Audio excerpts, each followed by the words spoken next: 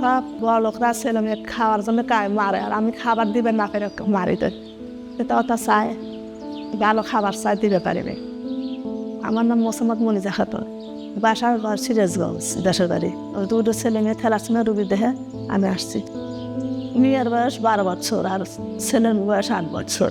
ধরেন আমার সংসারে 4টা ছেলে মেয়ে, খরচ বেশি, ছেলে বাবা সংসার চালাতে পারতেছে না, ধানে আসছে। আগের থেকে সংসার একটু অভাবই আছে। যে 1 বিঘা জমি আসলে বন্দুক থুছি, বন্দুক থুয়ে এলা হ্যাঁ তো বন্দুকই রয়েছেই, সারাতে পারতেছি না। সার ফলে যেন ধরেন আমিও তো কোনো পোশাক পাতি কি কোনো খাবার খাইনি পারিনি, সার ফলের দিতে আমার কষ্ট। ছোটো ছোটো সার ফল বোঝাও না যে মার কাছে আছে কিনে, ওরা কাঁদে।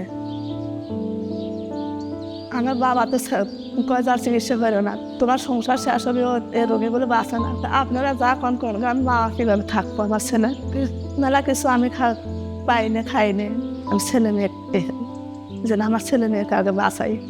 মাদ্রাসা পড়াবার ছিলাম, তা মাদ্রাসা খরচ বেশি, অর্থ নাই, কোন টাকা পয়সা নাই।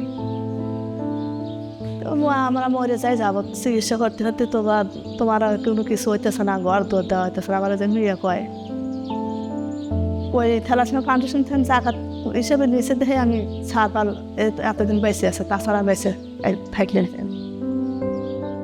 থ্যালাসেমিয়া রোগীর চিকিৎসার্থে জাকাত দান করে এমন দরিদ্র অভিভাবকদের পাশে দাঁড়ান যাদের সামর্থ্য কম কিন্তু সন্তানের প্রতি ভালোবাসা নয়। এই রমজানে বাংলাদেশ থ্যালাসেমিয়া ফাউন্ডেশনের জাকাত ফান্ডে জাকাত দানের মাধ্যমে সাহায্যের হাত বাড়িয়ে দিতে পারেন আপনিও।